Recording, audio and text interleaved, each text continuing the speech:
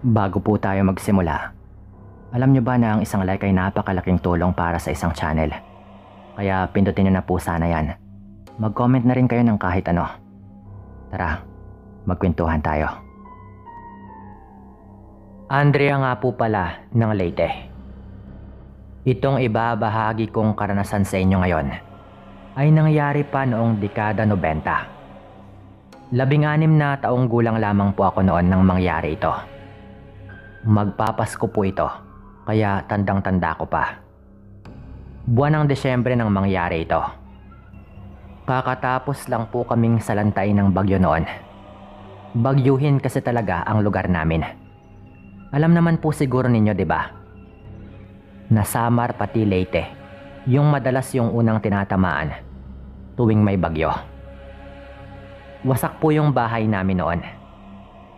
Inunang ayusin ng tatay ko yung bubong ng bahay.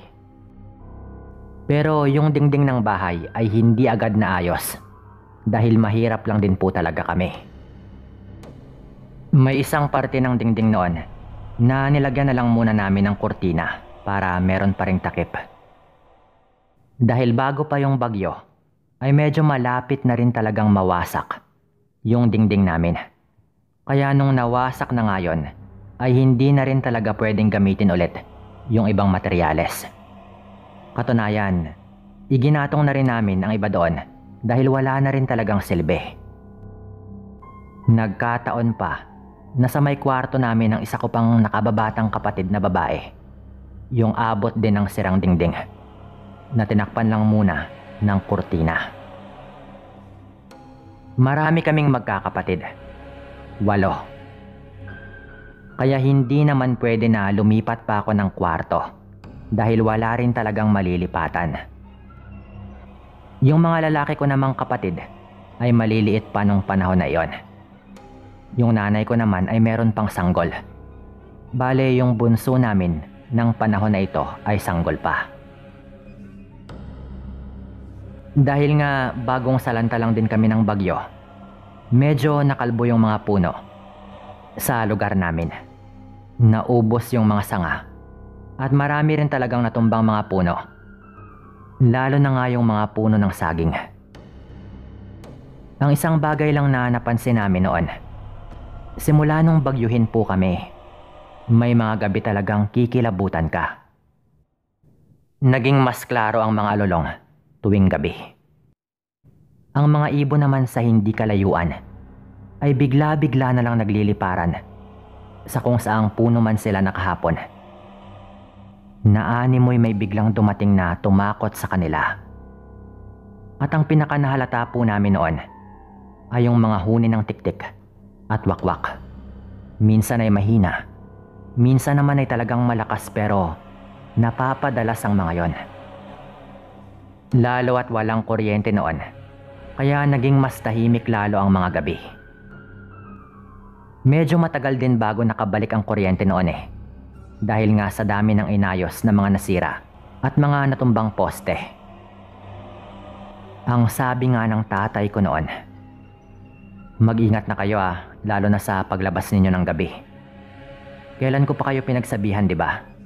Dumarami na yung mga aswang sa lugar natin. Lalo ka na. Sabi pa nga nito, sabay turo sa akin.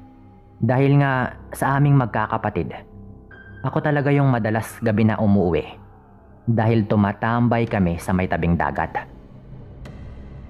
Lalo na nga kapag wala kaming magawa. Kasama ko rin naman lagi yung mga kaibigan ko. Hindi ko po pala nababanggit na isa po akong tibo noong panahon na iyon. Tomboy pa po ako noon. Noon lang. Dahil nung nag-edad po ako ng lagpas 20, nagbago naman po yon at napagtanto ko na babae talaga ako at hindi tomboy. Nung meron nga akong lalaking nakilala na nahulog rin yung loob ko. Balik po tayo sa kwento. Dahil nga sa mga sinabi ng tatay ko, medyo binawasan ko naman po noon yung pag-alis ko ng gabi at maaga na rin akong umuwi. Pero hindi pa rin yung tipo na hindi na talaga ako ginagabi. Nabawasan lang kung baga. Ang dating lagi ay naging paminsan-minsan na lang din po. Pero nagkataon naman na sa minsan na iyon ay meron pa ring nangyari. Isang gabi, sinuway ko na naman yung utos ng tatay ko. Mga alas 8 po siguro ng gabi nung naglalakad kami ni Mia. Barkada ko rin na tomboy rin ng panahon na iyon. Pauwi na kami at medyo lasing siya, habang ako ay hindi naman dahil hindi naman ako umiinom noon. Naglalakad lang kami sa daan at medyo inaalalayan ko lang siya. Nung bigla ko ngang maisip na mag-shortcut dahil suka na nga ng suka si Mia, na gusto ko na rin talagang maihatid dito para makauwi na rin kami, lalo at nangangamoy na rin po ito dahil sa kanyang suka at pati na rin ang amoy ng alak. Nag-shortcut nga po kami sa isang daan para mas mabilis. Kabisado naman po namin yung daan na yon dahil lagi naman kaming napapadaan doon. Bihira nga lang kapag gabi na dahil nag-iingat rin po kami. Wala kasing mga bahay doon banda eh. Kaso nga lang, sa pagkakataon po na iyon, nagmamadali na rin talaga ako na medyo desperado na rin. Mga 1 minuto pa lang siguro kaming naglalakad sa daan na iyon nung biglang tumigil kami dahil muli na namang nagsuka si Mia. Kung ano-ano pa nga po yung kanyang pinagsasabi noon. Wika po niya, hinding-hindi na raw siya ulit magpapakalasing kung ganun lang din yung kanyang mararanasan. Bagay na ilang ulit ko na ring narinig sa kanya, pero hindi naman niya nagagawang iwasan ang uminom. Habang suka nga ito ng suka, bigla akong merong naamoy. Mia, suka mo pa rin ba yan? Bakit parang kakaiba na yung amoy? Tanong ko pa nga po noon. Pero bigla rin yung naamoy ni Mia. Ang sabi pa nito, hindi daw yung nagmumula sa kanyang mga sinuka. Hindi ko maipaliwanag pero ibang-iba talaga ang amoy nun. Na bigla-bigla na lang din naming naamoy. Ako man ay alam ko rin na hindi yun dahil sa suka. Hanggang sa mapatingin na nga ako sa paligid. At biglang nag-ingay ang mga ibon at nagliparan. Aaminin kong doon pa lang, kinilabutan na po ako. May kung ano sa paligid na hindi ko pa mawari kung ano nga ba sa puntong yon. Kakaiba lang yung pakiramdam. Yun bang parang merong nakamasid. Ganon na ganon po yung naramdaman ko noon, na medyo nagtayuan na nga po yung balahibo sa may batok at parang nanlalaki rin yung ulo ko sa pakiramdam ko. Kahit si Mia na lasing na nga rin po noon, ay talagang halata na nagtaka rin. Naramdaman din niya dahil tumigil nga siya bigla sa kanyang pagsusuka at hinila nga po niya ako. Magmadali na raw po kaming maglakad. Wika pa nga nito. Inalalayan ko siya ulit at talagang mabilis na yung paglalakad namin. Ramdam ko talaga noon na may kung anong nakasunod sa amin. Hindi ko lang matukoy kung sa itaas ba o sa ibaba. Hanggang meron na nga kaming narinig na huni. Parang ibon pero mas mabilis. Yun talaga yung palatandaan namin sa lugar namin. Na kapag mas mabilis, alam na. Hindi na yon ibon kundi wakwak. Lalo at hindi lang ang pinagkaiba sa huni yung mapapansin mo. Talagang parang ibong uwak pero malaki yung pinagkaiba. May dala rin talagang kilabot kapag nakakarinig ka ng huni ng wakwak. Nagmumula yon sa likod namin. Sinusundan po kami nun dahil kahit medyo patakbo na rin kami, na parang bigla na nga ring nawala yung kalasingan ni Mia. Naririnig pa rin namin yung huni. Nakasunod lang po yon sa amin. Kami talaga ang kanyang punterya. Naririnig rin po namin yung pagaspas ng pakpak na talagang may kalakasan. Aswang po talaga yon. Alam ko.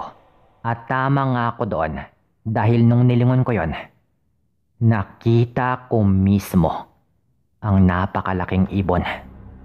Biglang lumipad yon mula sa isang puno, papunta sa kabila. Dahil nga binagyo kami, medyo nakalbo na yung mga puno at wala ring mga dahon halos na natira. Kaya kitang-kita po talaga. Hindi ganon kaliwanag yung buwan nung gabing yon, pero sapat na para maaninag ko yung nasa likuran namin. Nung humapon yon sa puno sa likod namin, bigla nung ibinuka ang kanyang mga pakpak, sabay nakarinig na kami ng napakalakas na huni ng wakwak. Doon ko na nga po mismo nasaksihan yung isang wakwak. Ang lapad po ng kanyang pakpak, Sir Dan.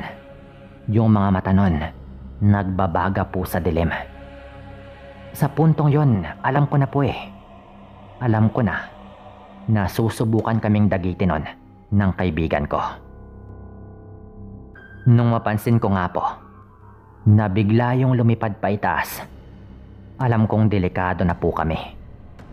Hanggang sa nakita kong mabilis yung bumababa.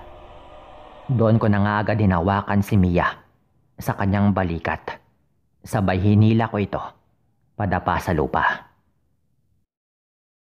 Parang naisalba ko lang nga po yung sarili ko at yung kaibigan ko sa mga pinakahuling segundo.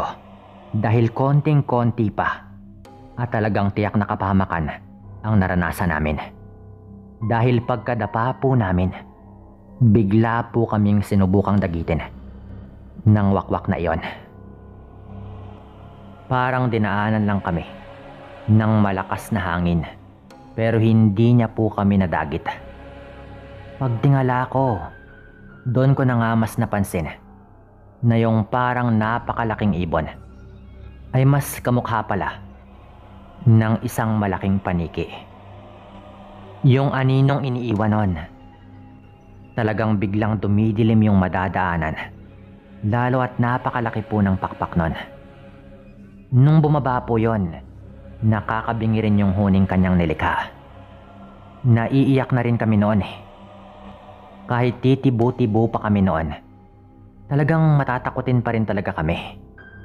Mabuti na lang at merong mangingisda na galing sa laot na doon din dumaan pa uwi. Narinig agad namin yung sigaw nito habang papalapit sa amin. Sinigawan pa nga niya ang wakwak at pinagmumura. "Aswang, hayop ka! Bumaba ka dito!" Sigaw po nito. Sabay pinabangon nga niya kami. Meron po itong dalang itak at sulo noon. Nakilala ko agad yon na si Mang Ramon. Kababaryo rin po namin at kaibigan pa ng tatay ko. Kaya napamura nga po ito nung makita nito ako. Mabuti na lang daw at dumating siya. Nakita rin daw niya ang malaking ibon na paikot-ikot. At narinig nga rin daw niya ang huni ng wakwak. Nakahinga po kami ng maluwag noon at inihatid po nito kami sa bahay namin. Ako yung kanyang huling hinatid dahil mas malayo nga yung bahay namin. Pagdating sa bahay, nalaman yun ng tatay ko at pinagalitan niya ako ng malala noon. Nagpasalamat rin muna kami kay Mang Ramon. Pero simula pa lang po pala yun dahil meron pang ibang nangyari. Pagkatapos ng mahaba-habang sermon, natulog na rin ako agad. Sa kalaliman ng tulog ko, nakaramdam ako na parang may humihila sa buhok ko. Kaya agad nga po akong nagising. Pagdilat ko, agad na po akong napasigaw. At kasabay ng pagsigaw ko ay yung paghila ng nakakatakot na nilalang sa buhok ko na agad ko nga pong nakita nung dumilat na po ako. Kahit kasi tomboy ako noon, mahaba pa rin yung buhok ko. Doon banda yung nilalang sa dingding namin na tinakpan lang ng kurtina. Hinihila po ako noon palabas pero nanlalaban ako at sigaw ako ng sigaw. Pati yung kapatid ko, napasigaw rin at pinagbabato po niya yung nilalang na iyon. At bago nga po ako mahila nun sa labas ng bahay, biglang dumating yung tatay ko na merong daladalang itak at sinubukan po niyang tagain yung humihila sa buhok ko. At inabot pa nga po noon yung ibang hibla ng buhok ko na naputol po yung marami. Pero inabot din ng tatay ko yung kamay ng nilalang, kaya binitawan po ako nun. Mabilis po yung kumilos na kahit pinagtataga ng tatay ko yon, ay hindi niya po yung nagawang tamaan pa ulit at mabilis na nga po yung tumakas. Hindi ko malilimutan kung paanong nagkanda punit-punit yung kortinang pinangtakip namin sa dingding namin na sira. Nabalot rin po yun ng dugo mula sa itak dahil inabot nga rin ng tatay ko yung braso ng aswang. Alam namin yung parehong aswang pa rin yun na muntik na nga rin pong dumagit sa amin. Pero hindi na po nahabol yun ng tatay ko at bumalik rin ito agad sa bahay. Nagmadali na kaming lumipat muna noon sa bahay ng tiyahin ko nung gabi po na yon mismo. Medyo kumalat po yun sa lugar namin. Kaya merong nagpautang kay tatay para ipaayos na agad ang dingding ng bahay namin. Hindi nga lang namin alaman kung sino na talaga ang aswang na yon. Pero alam namin na konektado lang rin ang mga nangyari. Binalikan lang po niya ako sa bahay namin mismo. Mula noon, gabi-gabi na ring naglilibot ang mga kalalakihan sa baryo namin para makasigurong hindi basta-bastang makakapangbiktima ang gumagalang aswang. Pero wala po talaga silang nahuli. Naging mailap na yung aswang na yon dahil malamang ay natakot na rin dahil kumalat na nga rin po yon sa baryo namin. Dito ko na rin siguro tatapusin yung kwento kong ito. Binabalaan ko lang kayo na mag-ingat lalo kapag aalis kayo ng gabi at napadpad kayo sa lugar na medyo walang mga bahay. Maraming salamat po sa inyong lahat.